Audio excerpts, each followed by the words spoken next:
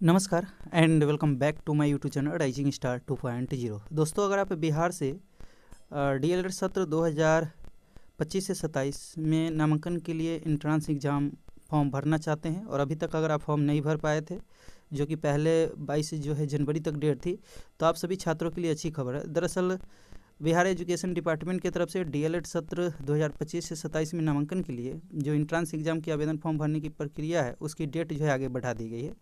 तो वो डेट कब तक बढ़ाई गई है और साथ में आप डीलेड एडमिशन के लिए ऑनलाइन आवेदन फॉर्म कैसे भरेंगे, A to Z प्रोसेस यानी कि रजिस्ट्रेशन से प्रिंट तक मैं आपको इस वीडियो में बताने वाला हूं। तो वीडियो को पूरा देखिएगा और अगर आपको फॉर्म भरने में कहीं में किसी तरह की कोई गलती होती है या दिक्कतें होती है तो आप कमेंट करके पूछ सकते हैं। तो चलिए दोस्तों, स्टार्ट करते हैं और आपको सारी इन्फॉर्मेशन बताते हैं। तो दोस्तों, फॉर्म आवेदन करने से पहले कुछ बातों को समझना आपको ज़रूरी है। सबसे पहले तो ये कि एलिजिबिलिटी क्राइटेरिया क्या चाहिए, यानी कि योग्यता के आपके पास क्या होनी चाहिए। तो कम से कम आप 12वीं पास होनी चाहिए और उसमें आपका 50% मार्क्स होना चाहिए।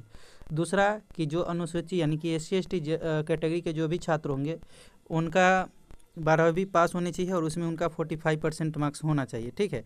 जो डिस्टेंस मोड से अपना इंटर किए हैं वो भी इस फॉर्म को भर सकते हैं, सिवाय जो यानी कि अगर बात किया जाए तो जो ITI किए हैं या डिप्लोमा वगैरह किए हैं, पॉलिटेक्निक किए हैं, वो छात्र इस फॉर्म को नहीं भर पाएंगे। बाकी अगर आप डिस्टेंस मोड से भी अगर आप इंटर किए हैं तो भी आप इस फॉर्म को भर पाएंगे। दूसरी बात कि जो छात्र इस साल परीक्षा दे रहे हैं अपना इंटर का, वो भी इस फॉर्म को भर सकते हैं, यानी कि अपेयरिंग स्टूडेंट भी भर सकते हैं। लेकिन जब आपका रिजल्ट आएगा तो इस कैटेगरी के अकॉर्डिंग आपका मार्क्स रहना चाहिए। अब एज लिमिट की बात कर लेते हैं। तो कम से कम आपका 17 साल एज होना चाहिए और अधिकतम 40 वर्ष होना चाहिए। कोई भी आयु में छूट नहीं दी जाएगी। एप्लीकेशन फ़ी की बात कर लेते हो तो जनरल OBC EWS का 960 रुपया है और SC ST का 760 रुपया है। अगर बात कर लेते हैं रिक्वायर्ड डॉक्यूमेंट की, तो आपके पास मैट्रिक का प्रमाण पत्र रहना चाहिए, इंटर का अंक प्रमाण पत्र रहना चाहिए, जाति प्रमाण पत्र रहना चाहिए, निवास प्रमाण पत्र रहना चाहिए, साथ में इंटर का सर्टिफिकेट होना चाहिए, मोबाइल नंबर होना चाहिए, ईमेल ID होना चाहिए और पासपोर्ट साइज फ़ोटो आपके पास अवेलेबल होने चाहिए, तभी आप इस फॉर्म को भर सकते हैं। आगे जो वीडियो आएगी उसमें मैं आपको एग्जाम पैटर्न या पहले भी मैंने अपलोड कर दिया हुआ है, जाकर के उस वीडियो को देख सकते हैं, जिसमें बताया हुआ है कि आपका एग्जाम कैसे होगा, कितना क्वेश्चन रहेगा, सिलेबस क्या है, कितने सीट है, सब पे मैंने बताया हुआ है अपडेट। तो जाकर के देखिए। अब चलिए हम आगे आपको फॉर्म भरने का कंप्लीट प्रोसेस बताते हैं। उससे पहले आपको बता देते हैं कि डेट संबंधित क्या सूचना जारी की गई है।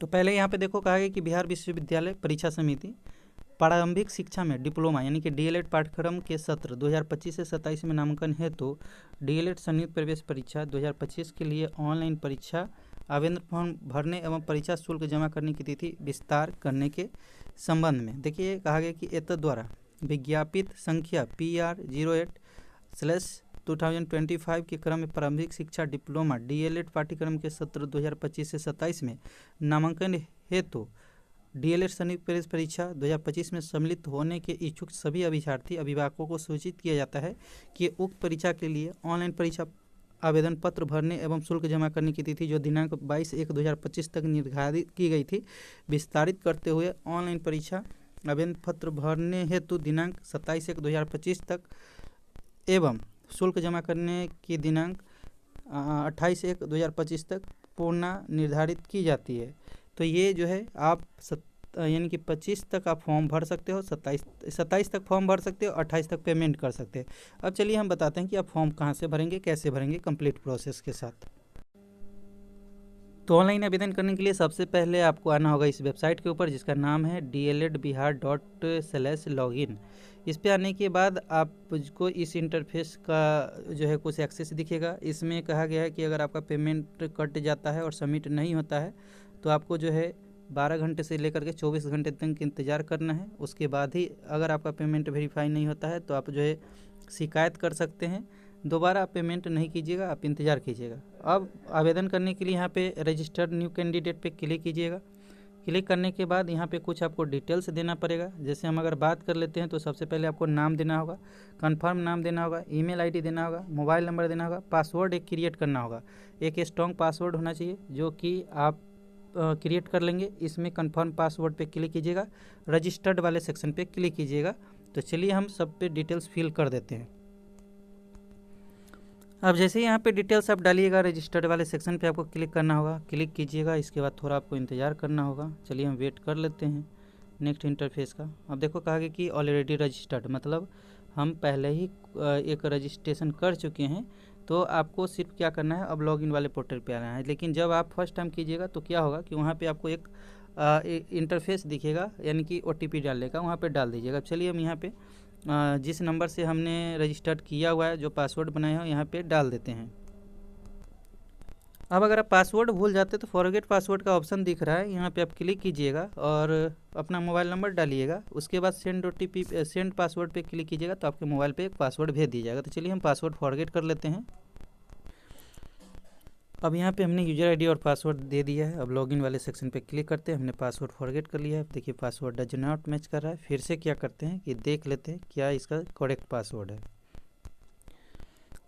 अब लॉगिन वाले सेक्शन पे क्लिक करते हैं तो फिर से यहाँ पे पासवर्ड देखिए, एक दो बार आपको हो सकता है कि ये दिक्कतें सामना करना पड़े, लेकिन आपको जो है ट्राई करते रहना, ठीक है ना। अब देखिए फाइनली हमने जो पासवर्ड है वो डाल करके लॉगिन कर लिया है। इसमें कुछ इंस्ट्रक्शन दिए गए। सबसे पहले आपको जो है BSEB यूनिक ID, आप अगर इंटर कैंडिडेट है तो आपके रजिस्ट्रेशन जो कार्ड मिला हुआ है उस पर होगा। तो यहाँ पे सिलेक्ट डिस्ट्रिक्ट पे क्लिक कीजिएगा। अपना पहले डिस्ट्रिक्ट आप सेलेक्ट कर लीजिएगा। चलिए हमने डिस्ट्रिक्ट सेलेक्ट किया। इसके बाद आपको डोमिसाइल सर्टिफिकेट अपलोड करना पड़ेगा, ठीक है। इसके बाद आपको मदर्स नेम देना पड़ेगा, मदर्स नेम री एंट्री करना पड़ेगा। Father's name re entry. Date of birth आपको कैलेंडर से जाकर के सेलेक्ट करना पड़ेगा और इसमें कंफर्म डेट ऑफ बर्थ करना पड़ेगा। यहाँ पे आपका करंट एज शो हो जाएगा कि कितना आपका एज है। जेंडर में आप जाकर के मेल फीमेल आप जो भी है सेलेक्ट करना पड़ेगा आपको। रीजेंडर सेलेक्ट करना पड़ेगा। नेशनलिटी में आपको क्या है, इंडियन है या अदर है, आपको यहाँ से सेलेक्ट करना पड़ेगा। कैटेगरी आप किस कैटेगरी के अकॉर्डिंग आते हैं, ध्यान रखिएगा कि अगर आप कैटेगरी के अकॉर्डिंग अपनी फ्रेंड्स चाहते हैं तो वहाँ पे आपको डॉक्यूमेंट अपलोड करना पड़ेगा। तो यहाँ पे जो भी आप करेंगे ये आपको री एंट्री जो है कैटेगरी आपको करना पड़ेगा। अपलोड सर्टिफिकेट पे क्लिक करना पड़ेगा। इसके अलावा अगर आप डिसेबिलिटी कैटेगरी से आते हैं, मतलब कोई भी आप जो है विकलांग वगैरह है, तो आप एस कर सकते हैं, नहीं तो नो करेंगे। इसके बाद इस सारे में आपको नो करते जाना है। मतलब कि क्या आप जो है एक्स सर्विसमैन या जो भी है यहाँ पे, तो यहाँ पे सब में आपको नो करना है, ठीक है ना। इसके बाद है कि क्या आप उर्दू जो है पढ़े हैं 12th में, तो अगर पढ़े हैं तो एस कीजिएगा, नहीं तो नो कर दीजिएगा, ठीक है ना। इसके बाद फिर से यहाँ पे पूछा जाएगा कि आप जो है उर्दू पढ़े हैं या नहीं, क्योंकि सब डिटेल्स दो बार फिलअप करवाया जाएगा। फैकल्टी में जो इंटर का आपका फैकल्टी है वो यहाँ से आपको सेलेक्ट करना पड़ेगा, ठीक है ना, कि क्या है नहीं है। इसके बाद जो है सबमिटेड यहाँ पे फैकल्टी करना पड़ेगा। क्या आप पास कर चुके हैं इंटर, तो यहाँ पे अगर यस तो हाँ, नहीं तो नो कीजिएगा। और यहाँ पे पूछा जा रहा है कि क्या आप इंटरमीडिएट का जो है एग्ज़ाम इस बार देने वाले अपेयरिंग हैं, तो आप यहाँ पे एस कर दीजिएगा अगर आप अपेयरिंग है तो। अगर आप पास कर चुके हैं तो यहाँ पे एस कीजिएगा। आपको इंटर का पूरा डिटेल्स यहाँ पे डालना पड़ेगा। जैसे मैट्रिक का यहाँ पे पहले सबसे पहले आपको name of board, roll code, roll number, passing year, marks obedient, division, percentage, और फिर आपको इंटर का और 10th का दोनों का सर्टिफिकेट PDF मोड में अपलोड करना पड़ेगा। वही आपको इंटर का भी यहाँ पे डिटेल्स देना पड़ेगा, लेकिन जब आप अपेयरिंग वाले सेक्शन पे क्लिक करेंगे तो नहीं मांगा जाएगा। इसके बाद आपको एड्रेस यहाँ पे जा कर के फिल करना होगा, जिसमें आप जो है सबसे पहले विलेज लिखिएगा, पोस्ट लिखिएगा, है ना, और ब्लॉक लिखिएगा। यहाँ पे डिस्ट्रिक्ट आप लिखिएगा, स्टेट आप जो है बिहार लिखेंगे। इसके बाद पिन कोड आपका जो है वो दीजिएगा। अगर परमानेंट एड्रेस और कॉर्पोरेटेंस एड्रेस दोनों अगर इक्वल है तो इस टिक पे आप क्लिक कर दीजिएगा, नहीं है तो आप दोनों में एंट्री कर दीजिएगा। इसके बाद आधार डिक्लेयर्ड ये आपको करना है। इसके बाद आपको क्या है कि फ़ोटो एंड सिग्नेचर अपलोड करना पड़ेगा। जैसे ही फ़ोटो एंड सिग्नेचर पे अपलोड कीजिएगा, इसके बाद सेव एंड कंटिन्यू वाले सेक्शन पे क्लिक करना है आपको। चलिए हम फुल प्रोसेस के साथ आपको बताते हैं। तो दोस्तों कंप्लीट प्रोसेस के साथ पूरे फॉर्म को आपको भर देना है। जैसे मैंने आप देखेंगे तो यहाँ मैंने सारा डिटेल्स जो है ऊपर से नीचे लेके नीचे तक अपना इसमें सबमिट कर दिया है। इसमें मैंने जैसे आप देखेंगे तो यहाँ पे इंटर पास है तो यहाँ पे एस में क्लिक किए है। अगर आप नो पे कीजिएगा तो आपको मार्कशीट अपलोड करने की ज़रूरत नहीं। इसके अलावा आप सारे यहाँ पे मार्क्स का डिटेल्स दीजिएगा, मैट्रिक इंटर का। इसके बाद अपना जो भी एड्रेस है वो आप यहाँ से फिलअप कीजिएगा, सब डिटेल्स आपका दिख जाएगा। इसके बाद यहाँ पे आधार नंबर पे आपको क्लिक करना है। अगर आप हटा दोगे तो आधार नंबर नहीं मांगा जाएगा। फ़ोटो सिग्नेचर हमने यहाँ पे अपलोड कर दिया है।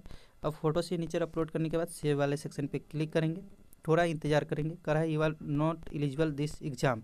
तो देखिए क्यों नहीं एलिजिबल बोल रहा है। सो देखिए यहाँ पे कुछ ना कुछ यहाँ पे प्रॉब्लम होगी। देखिए सारा डिटेल्स यहाँ पे जो है मेंशन है, लेकिन आपको मैंने पहले ही बोला कि यहाँ पे देखिए कहा गया कि ये सारे सर्टिफिकेट भी यहाँ पे अपलोडेड है। तो यहाँ पे कुछ ना कुछ मिस्टेक है, चाहे मार्क्स को लेकर के हो या कोई है। तो यहाँ पे सीधा बोल रहा है कि you are not eligible exam, मतलब कि इसमें कुछ मार्क्स वगैरह का लोचा है। तो आप सिंपली अपना पूरा डिटेल्स जब सही फिल कीजिएगा तो सेव एंड कंटिन्यू पे क्लिक कीजिएगा। तो इसके बाद आपका पेमेंट करने का जो है ऑप्शन आएगा, तो आपको पेमेंट करके इस फॉर्म को जो है अपने पास रख लेना है। तो आई होप आप समझ गए होंगे फुल प्रोसेस कि आप कैसे फॉर्म भरेंगे। सारा का सारा डिटेल्स मैंने आपको बता दिया है इस वीडियो में। फिर भी अगर आपको किसी तरह की कोई दिक्कतें होती है तो कमेंट करके पूछ सकते हैं। फिलहाल मिलते हैं अगले वीडियो में, जब तक ले जाएँ।